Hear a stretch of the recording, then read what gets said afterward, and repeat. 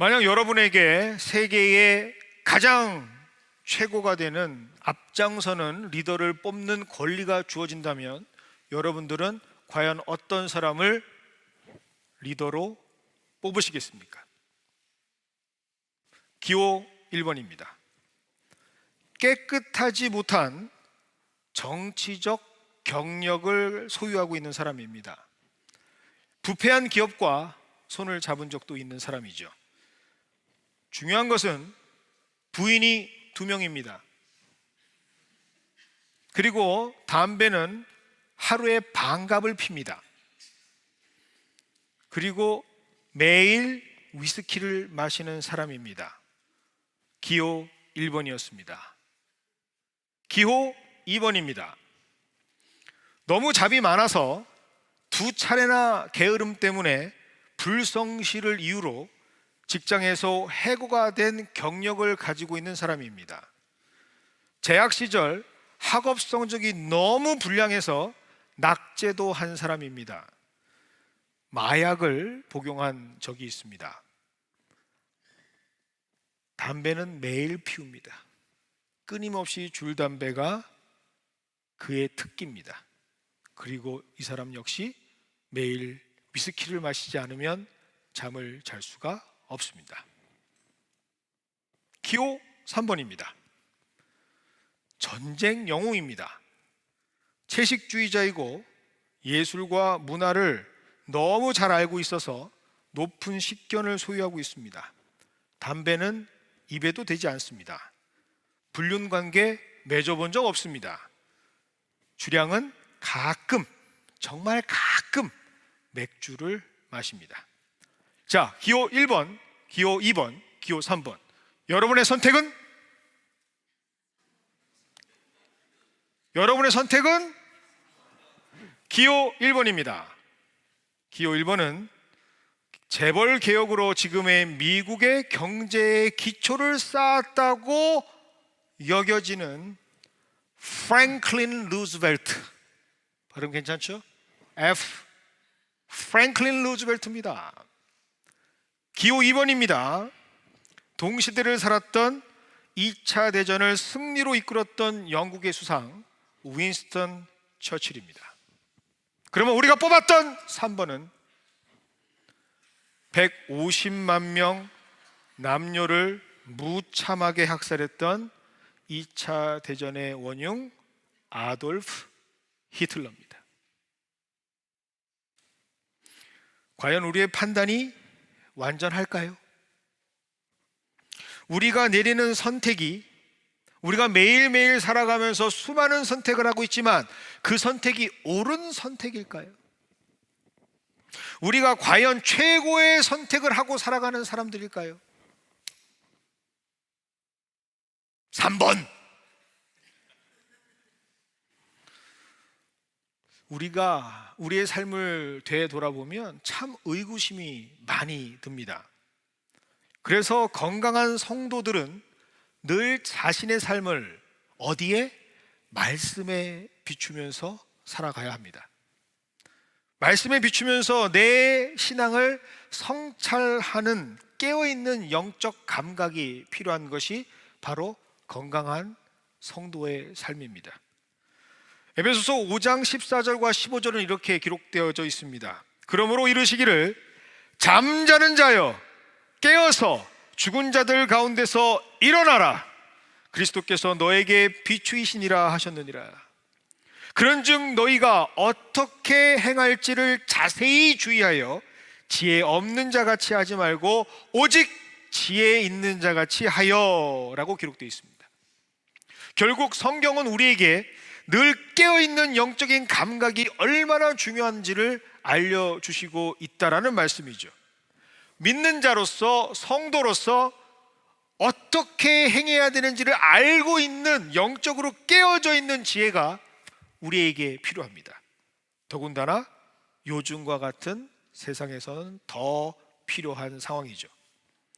그래서 우리는 늘 영적인 감각을 점검할 필요가 있습니다. 그렇다면 우리의 영적인 상태를 어떻게 점검할 수 있을까요? 지금 우리의 영적인 상태를 점검하는 유일한 방법은 바로 내가 하나님과 어떤 관계를 맺고 있는가를 확인해 보면 됩니다. 내가 누구와? 우리 하나님과 어떤 관계를 맺고 있는지 확인할 때 나의 영이 점검될 수 있다는 거죠. 하나님의 관계가 얼마나 친밀한가?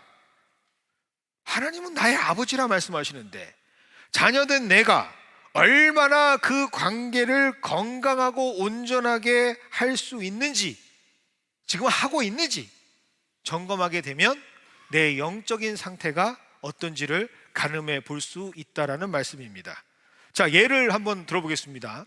부모 사이도 좋고요, 친구 사이도 좋습니다. 연인 사이도 좋고요, 부부도 좋고요, 교회 성도도 좋고요, 뭐 어떤 관계든 좋습니다. 자, 그러면 그 관계가 좋은 관계다, 친밀한 관계다, 건강한 관계다, 어떻게 할 수 있습니까? 어떻게 할 수 있죠? 굉장히 어려운 질문은 아닌 것 같은데요. 얼마나 많이 시간을 함께 하느냐, 얼마나 많은 대화를 하고 있느냐, 얼마나 마음을 나누고 있느냐, 얼마나 신뢰를 하고 있느냐, 그것을 보면 그 관계가 어떤 관계인지 나타날 수밖에 없습니다. 결국 매일매일 실제로 살아가는 우리의 삶 속에서, 우리의 모습 속에서 하나님과의 관계가 나타날 수밖에 없다라는 거죠. 자, 그렇다면 신앙인의 영의 상태는 하나님의 관계, 하나님과 맺고 있는 관계로 확인되는데 그 대표적인 예가 바로 지금 우리가 드리고 있는 예배입니다. 많은 신앙인들이 예배를 드리고 있습니다. 아마 지금 이 동시간대 수많은 교회에서 예배를 드리고 있을 겁니다. 저마다 예배를 드립니다. 그런데 예배를 드리는 사람들은 다릅니다. 어떤 이들은요, 예배를 참석하는 것에 의의를 두는 사람이 있습니다. 아우, 이 바쁜 세상에, 이렇게 바쁜데 내가 그래도 아침에 일어나서 내가 주일날 예배에 나왔어, 이 정도면 내가 잘하고 있는 거 아니야? 라고 생각하시는 분들이 있습니다. 특별히 팬데믹 이후에 이 대면 예배, 주일을 지킨다라고 하는 주일 성수, 굉장히 큰 의미가 되지 않았습니까? 교회 나왔어, 믿음. 이야. 그런데 생각해보면 당연한 거 아닌가요? 언제부터 교회에 나오는 게 믿음? 와, 됐죠? 당연한 거 아닌가요? 하나님과의 관계가 건강하다면 당연히 하나님을 만나야 되는 거 아닌가요? 참고로 저는 연애할 때, 증인이 있으니까 물어보십시오, 365일 중에 300일 이상을 만났습니다. 왜요? 좋으니까요. 보고 싶으니까. 아침부터 핑계를 대면서 영화 좋아해요. 그 당시 때는 조조라는 게 있었습니다. 얼마나 경제적입니까? 조조에 들어가서 안 나갑니다. 계속 보는 거죠. 왜? 사랑하니까, 같이 있고 싶으니까. 교회에 예배 드리는 자들 중에 예배 참석하는 것을 넘어서서 삶의 절대 가치로 생각하는 사람들이 있습니다. 바로 이들은 예배를 위해 살아가는 사람들이죠. 오늘 예배를 통해서 하나님께서 어떤 은혜를 주실까? 이 예배를 통해서 하나님께서 내가 어떤 모습으로 준비되어지는 것을 원하실까? 이렇게 예배를 절대적인 가치로 생각하고 삶을 살아가는 사람들이 있습니다. 그들에게 주일은요, 단순히 그냥 지나가는 하루가 아닙니다. 1시간 남짓 우리가 드리는 예배가 그냥 흘러보내는 시간이 아닙니다. 그들에게는 절대적으로 하나님을 전심으로 찬양하고 하나님의 음성을 듣고 하나님과 긴밀한 관계를 통해서 은혜를 공급받는 예배를 통해 삶의 참맛을 느끼고 신앙의 참맛을 느끼는 절대적인 생수와 같은 시간이 됩니다. 우리는 과연 어떤 예배자입니까? 모든 신앙인에게 똑같은 시간이 부여가 됩니다. 1년을 기준으로 했을 때 365일이 똑같이 다 부여가 됩니다. 그리고 그 중에 주일은 52, 52번이 있습니다. 그런데 어떤 사람은 1년에 딱 52번만 예배드립니다. 어떤 사람은 그 나머지를 다 자신의 시간으로 쓰는 것이죠. 그런데 예배자들은, 예배의 가치를 두는 자들은, 예배가 얼만큼 중요하다라는 걸 아는 사람들은 52번의 예배를 위해서 313일을 준비하는 사람들입니다. 이렇게 성도가 예배를 통해서 자신과 하나님과의 관계를 진단할 수 있고 자신의 영적 상태를 점검할 수가 있는 것이죠. 오늘 본문에는 자신들이 최고의 예배를 드렸다라고 자부하고 있던, 자신하고 있던 이스라엘이 기록되고 있습니다. 아마도 외형적으로만 본다면 조금 더 진중하게 전공자들의 자료들을 통해서 성경을 본다면 이스라엘 역사상 최고의 규모, 최고의 구성으로 드렸던 예배가 맞습니다. 늘 제단은 넘치는 제물로 계속해서 예배가 드려집니다. 다윗이 드렸다는, 솔로몬이 드렸다는 예배보다 솔직히 더 큰 예배, 규모로 봤을 땐 더 넘치는 제물들이 항상 드려졌던 제사가 바로 이 당시 때 제사입니다. 그런데 중요한 사실은 정작 그렇게 예배는 성행하고 있는데, 그렇게 제사는 매일매일 드려지고 있는데 받으시는 하나님께서 기뻐하지 아니하시는 제사였다라는 사실입니다.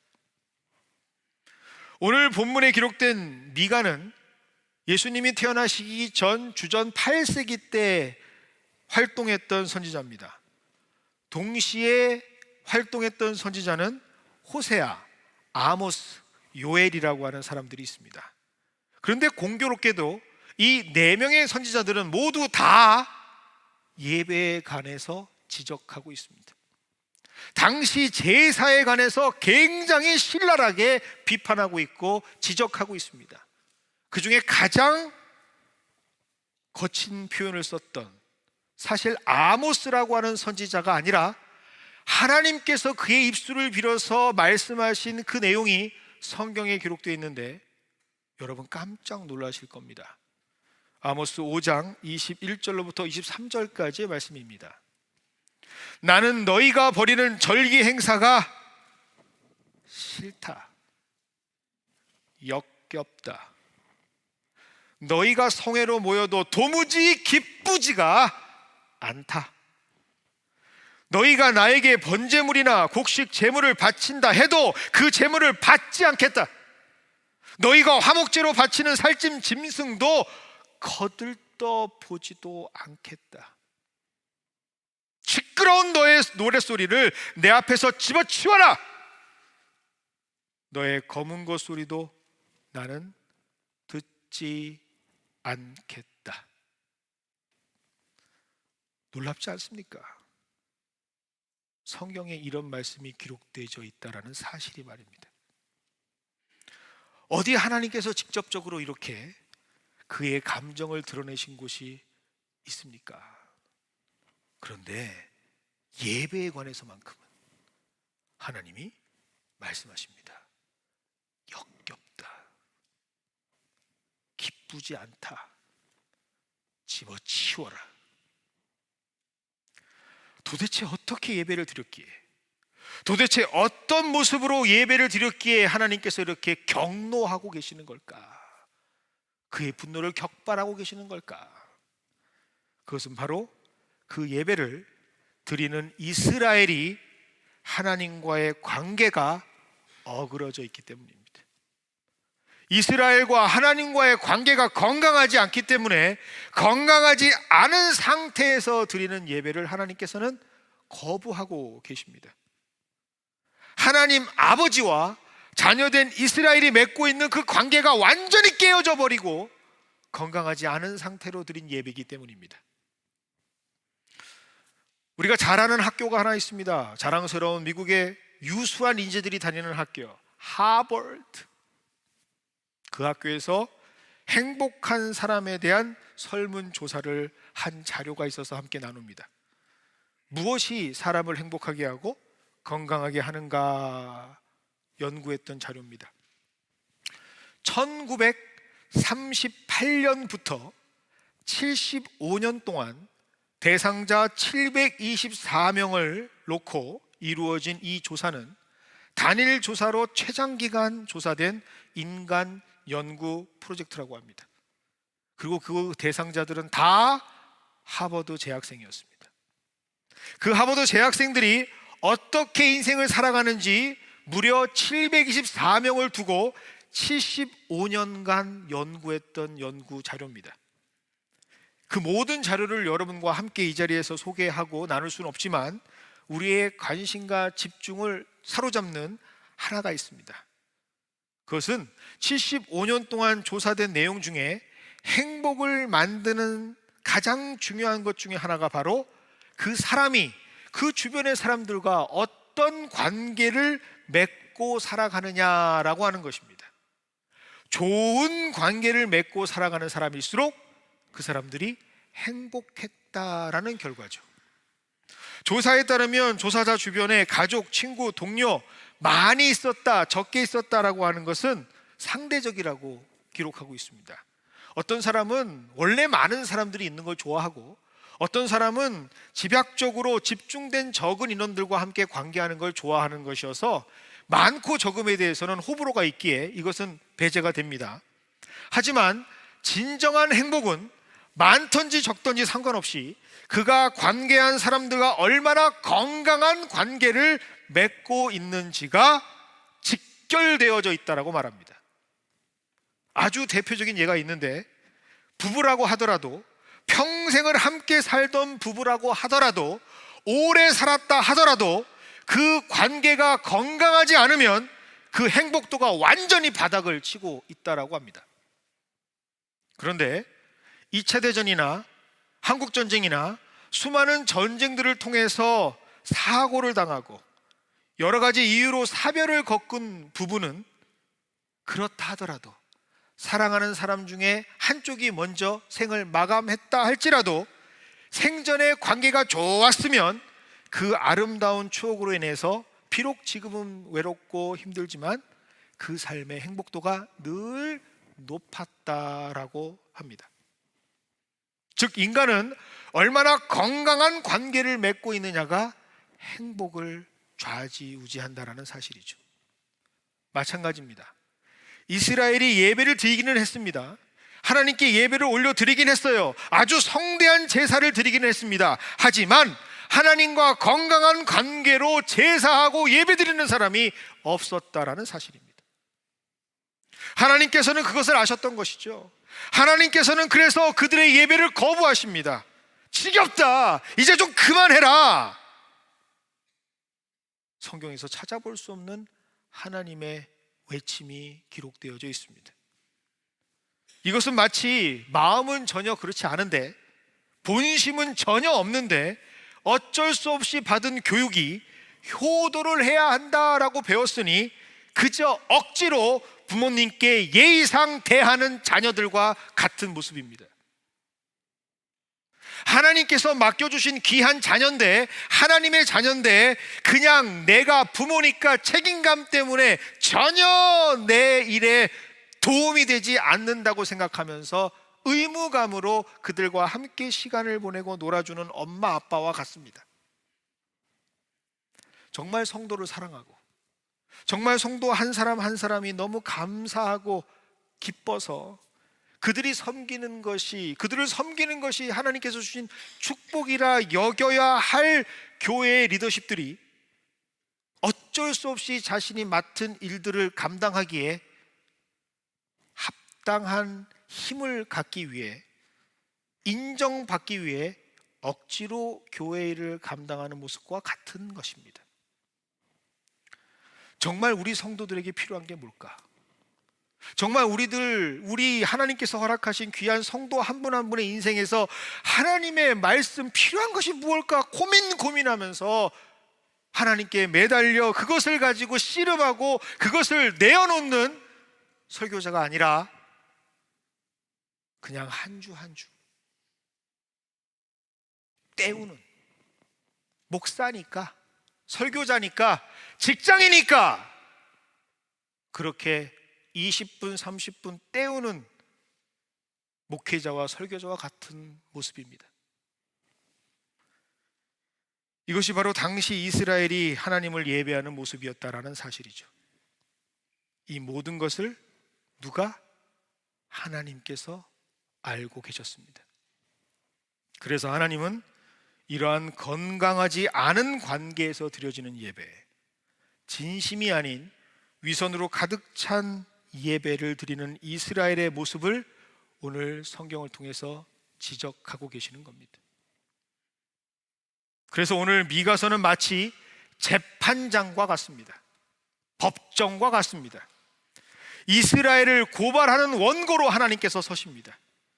위선된 이스라엘을 픽으로 세우시고 그들의 잘못을 낱낱이 고발하시는 하나님으로 오늘 본문 말씀은 우리에게 소개되고 있습니다. 왜 이렇게까지 하시는 걸까요?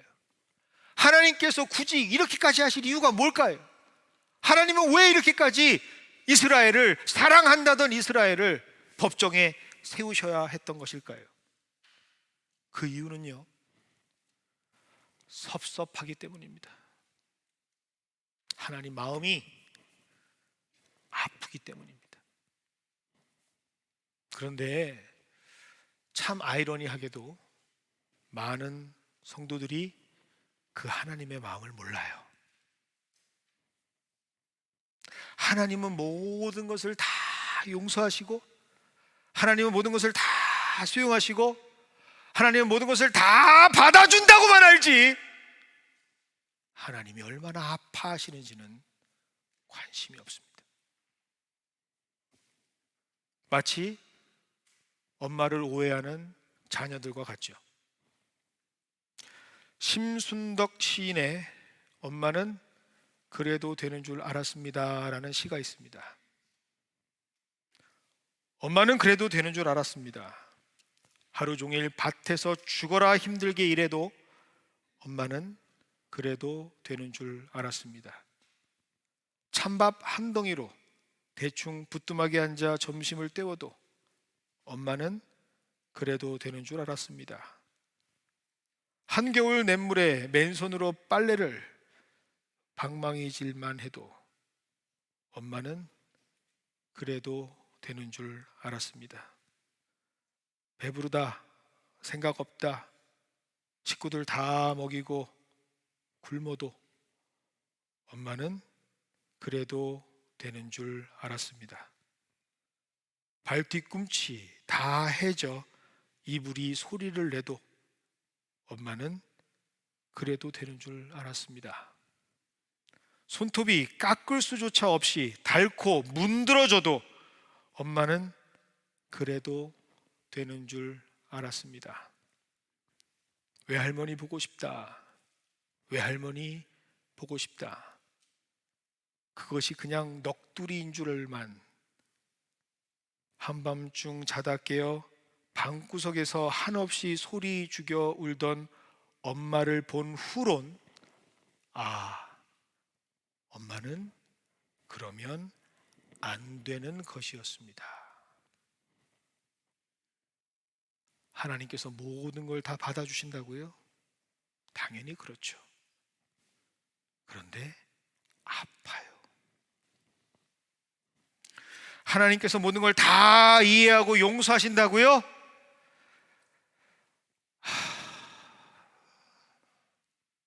아파요. 매주 드리는 예배, 매주 찾아오는 주일, 매번 똑같이 반복되는 예배라고 여기던 그 시간, 하나님께서는 건강한 관계로 드리는 예배자들의 예배를 찾고 계셨던 것이죠. 그런데 의무감으로 어쩔 수 없이 태어난 게 모태신앙이라, 어쩔 수 없이 기독교 가정에서 태어나서 어쩔 수 없이 익숙해서 그렇게 습관이 돼서 종교적으로 드렸던 모든 예배를 드릴 때마다, 진심이 아닌 거짓으로 위선으로 드렸던 예배를 하나님이 보실 때마다 하나님 아파하고 있다고요. 섭섭해하고 계시단 말입니다. 그 찢어지고 힘든 마음을 알아달라고 오늘 말씀하고 계십니다. 그것이 바로 오늘 본문에서 하나님께서 울부짖고 있는 하나님 마음입니다. 더 이상 아프지 하게 말라고, 더 이상 우리 이렇게 지내지 말자고, 다시 건강한 관계가 되었으면 좋겠다. 하나님께서는 진심으로 부탁하시면서 오늘 이 말씀을 우리에게 전하고 계십니다. 그래서 오늘 말씀은 힘들고 어려운 말씀으로 보일 수 있겠지만 우리가 새롭게 다시 시작할 수 있는 말씀입니다. 하나님은 그래도 되는 줄 알았습니다 가 아니라, 하나님은 그렇게 우리가 하면 안 되는 것이었구나 깨닫게 되는 시간이기 때문입니다. 오늘 본문은 하나님의 마음을 아프지 않게 하는 방법, 온전한 하나님과의 건강한 관계를 맺어가는 방법을 알려주고 계십니다. 그 첫 번째가 바로 4절과 5절의 말씀입니다. 내가 너를 애굽 땅에서 인도해 내어 종 노릇하는 집에서 속량하였고 모세와 아론과 미리암을 내 앞에 보냈느니라. 내 백성아, 너는 모압 왕 발락이 꾀한 것과 부올의 아들 발람이 그에게 대답한 것을 기억하며 시딤에서부터 길갈까지의 일을 기억하라. 그리하면 나 여호와가 공의롭게 행한 일을 알리라 하실 것이니라. 하나님의 마음을 아프지 않게 하는 방법 첫 번째는 하나님께서 우리에게 하신 일을 기억하는 것입니다. 하나님과 친밀한 관계, 건강한 관계로 예배할 수 있는 자는 하나님이 행하시는 그 일들을 기억하면서 그 일에 감사하는 사람이 하나님께 온전히 예배드릴 수 있는 것이죠. 어제 한 가정의 추도 예배를 인도했습니다. 사실 전 한 번도 뵌 적이 없는 분의 추도 예배였습니다.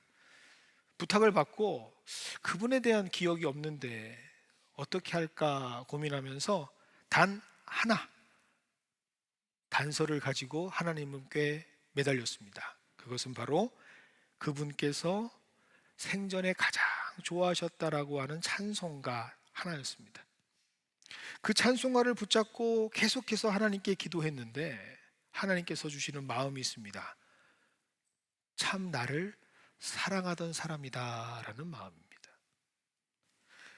일평생 하나님께서 무엇을 하셨는지 감사하는 삶을 사셨던 분의 삶의 고백이 바로 그 찬송가 가사에 기록되어져 있는 것 같았습니다. 그래서 확신을 가지고 예배를 인도했습니다. 한 번도 보지 못한 그분의 인생을 마치 아는 것처럼 그렇게 확신을 가지고 예배를 인도하는데, 그 자녀들, 그 가족들 모두가 하나님께서 보여주시는 증거였습니다. 그분은 정말로 하나님을 사랑하셨던 인생을 사셨습니다. 그리고 때때마다, 기억날 때마다 하나님께서 무엇을 우리에게 허락하시고 행하셨는지를 함께 나누셨던 분이었습니다. 그래서 그 가족들이 그 열매를 맺어가고 있었습니다. 어머니, 그 말 한마디에 감사한 마음이 있으니 그 단어 하나에 울컥 눈물을 내고 보고픈 마음을 감추시지를 못하더라고요. 하나님께서 원하시는 예배가 이런 예배가 아닐까요? 화려하지 않아도,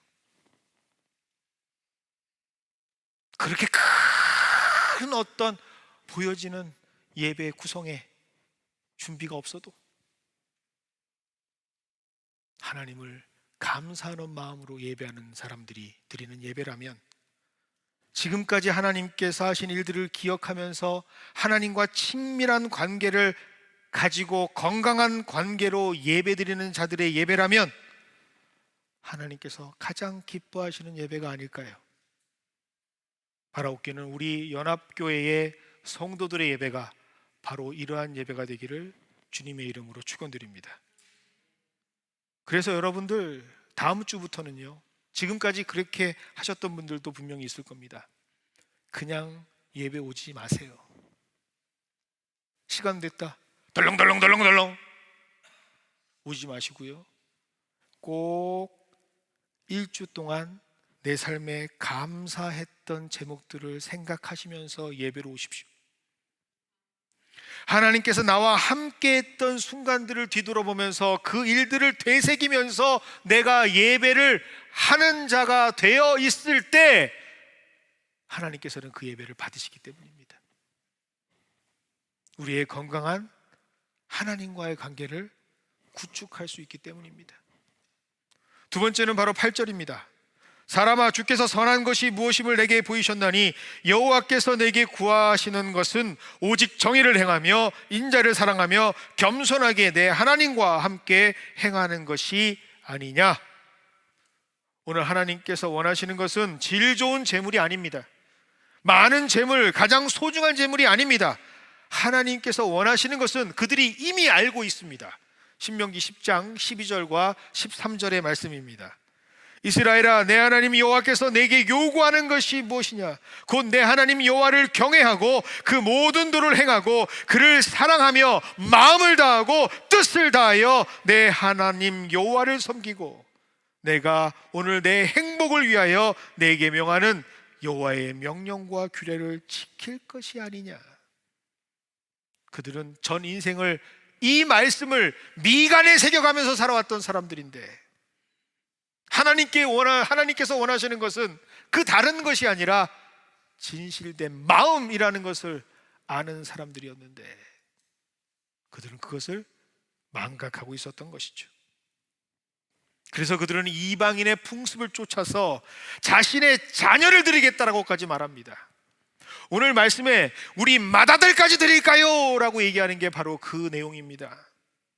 하지만 하나님께서는 알고 있지 않습니까? 그들의 마음이 진심이 아니다라고 하는 사실을 말입니다.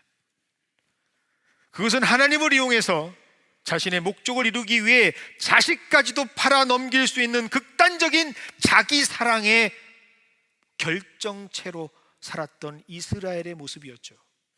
하나님께서 원하시는 진정한 예배자의 모습은 아니었습니다.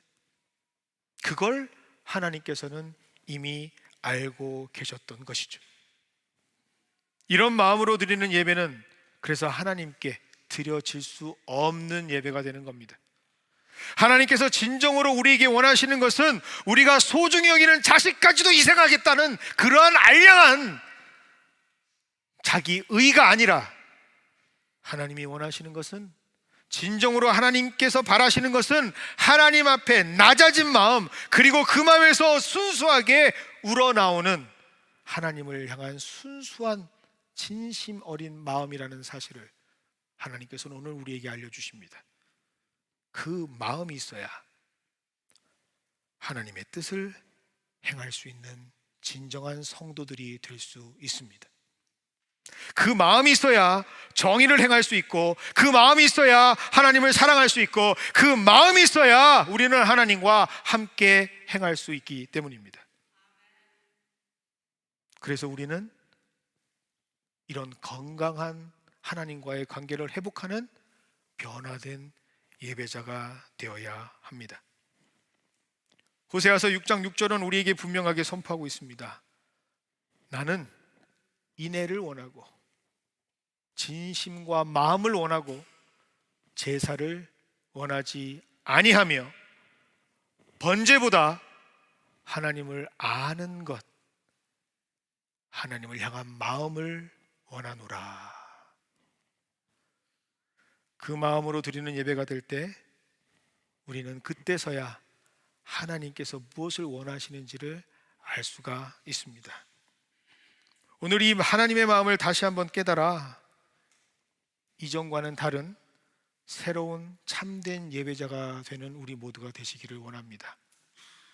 이전 것은 지나갔으니 보라, 새 것이 되었도다. 하나님께서 기뻐 받으시는 참된 예배의 주인공이 되시기를 주님의 이름으로 축원드립니다.